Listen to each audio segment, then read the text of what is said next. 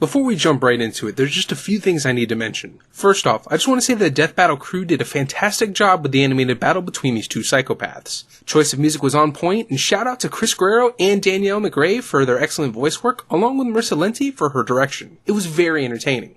I want to make it clear that I bear no ill will towards the crew involved with Death Battle. I'm actually impressed with the amount of research that was put into this, and my original list of things I figured they were going to get wrong or leave out was cut nearly in half after watching. I also happen to really enjoy Boomstick's puns in general. And before people go nuts in the comments, I understand that the data collected is what determines the victor, not the animation, since I may be referencing it at one point or another as just an example. The animation is just there for entertainment and flair. Lastly, I want to point out that although I'm a bigger fan of comics, especially Marvel, than anime, I absolutely hate Carnage. Eddie Brock aka Venom for life? So it's not like I necessarily favor him in this match. There is no fanboyism here, and if the argument and evidence provided for a given character is sound, I won't dispute it. This is why, as much as it pains me, I accepted that Superman won against Goku, because although I feel that it's bold that he lifted a book of infinite pages and a being made of eternity, that's just the way he is written. It's a feat that needs to be taken into account, and there's just no competing with that. I'm just here to provide some crucial information on both characters that I noticed got left out or was incorrect, and maybe even educating those interested in knowing a little bit more about the two. Alright, by the time this video is done, you'll see why there's almost no way that Carnage should have lost this battle. His killer cunning and reaction time were completely downplayed, along with the numerous offensive and defensive feats and ability at his disposal. Meanwhile, some of Lucy's weaknesses and limitations were conveniently left out of this fight as well.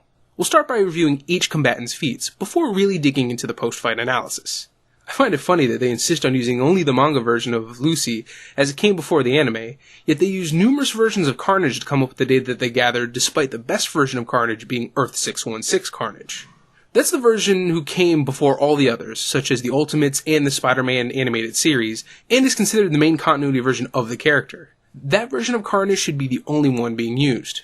I'm happy though that they accounted for Carnage's ability to spawn dozens of tendrils, and generate weapons from his own biomass, but what they failed to mention is that he's not limited to doing one or the other at a given time. There have been numerous occasions within the comics where he has lashed out in all directions with his tendrils, while slicing and dicing with a hand-turned axe, as he's also firing off countless projectiles when surrounded by his foes.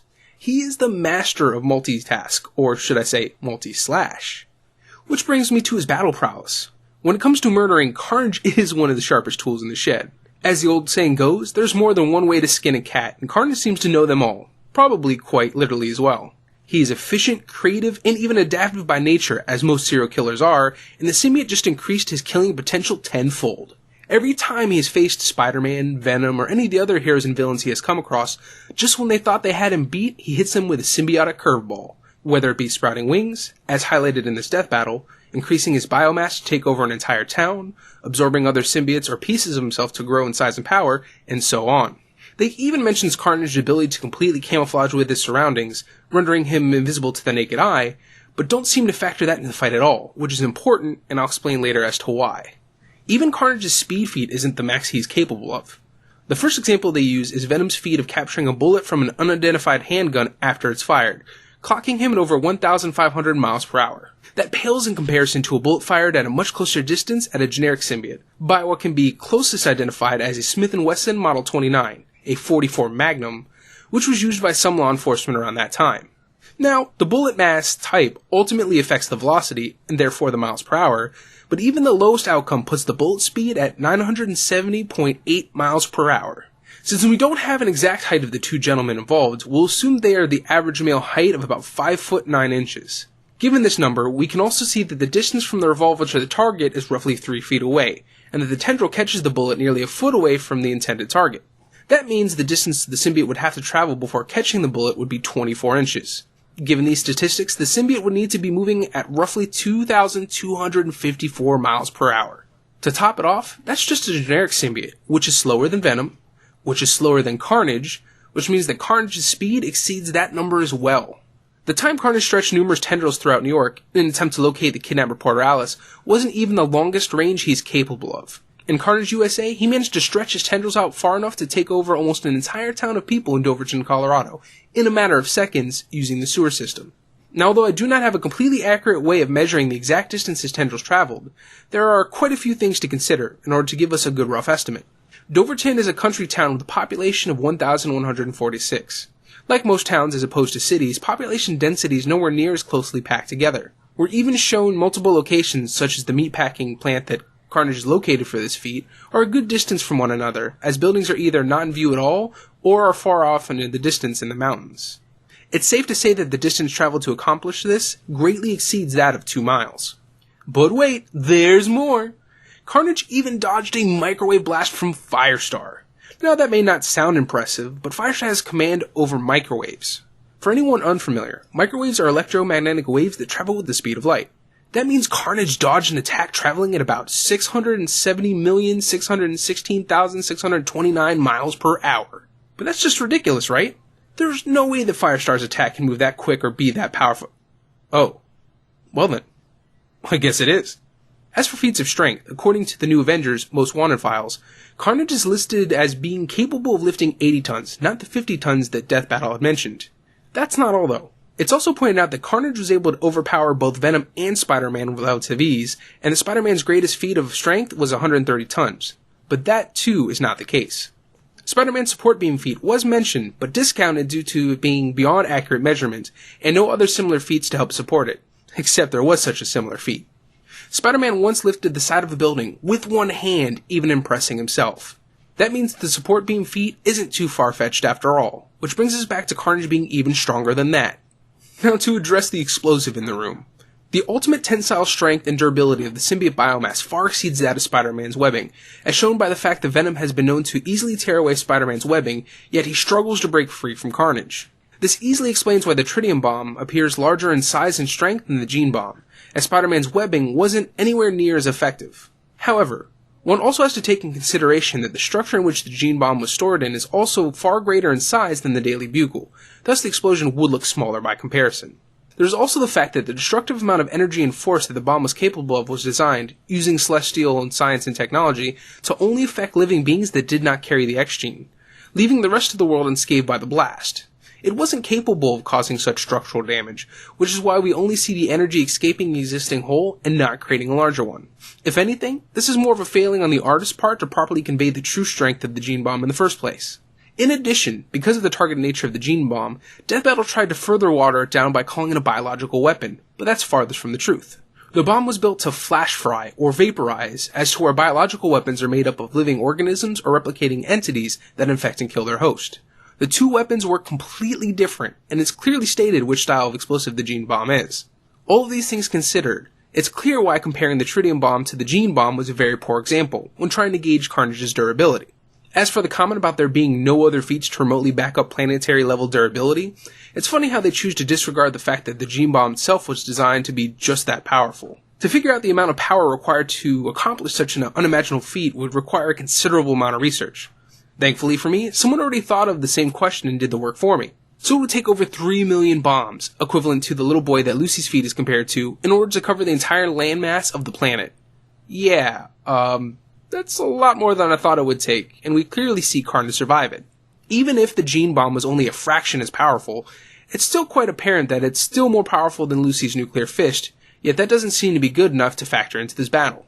When it comes to Lucy, though, they have no problem accepting that she's capable of decimating an entire island with the before-mentioned force of nuclear fusion, because we are shown the impact, and it is stated within the manga, despite not being shown any other feats prior to this to back up her ability to use such levels of force.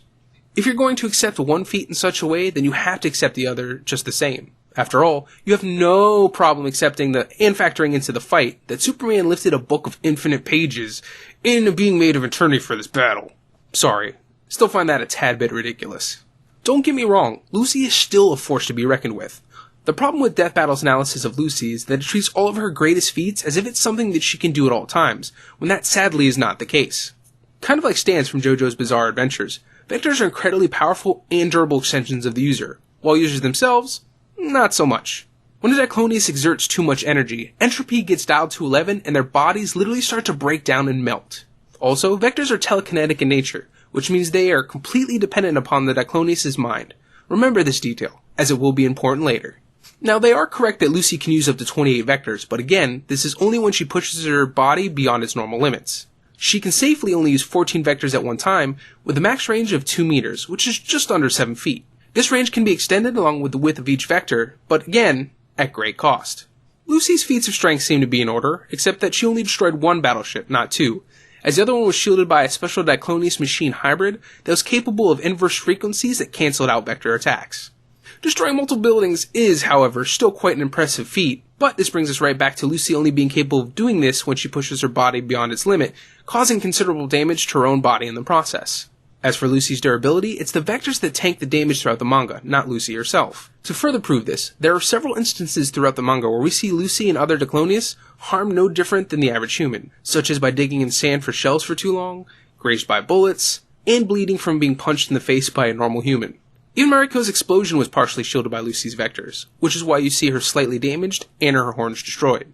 Deathbattle did cover the fact that any attack to the penile body in the head and destruction of their horns results in Diclonius being unable to use their vectors, but another weakness that they forgot to mention is that since the vectors are telekinetic in nature, it requires concentration to use.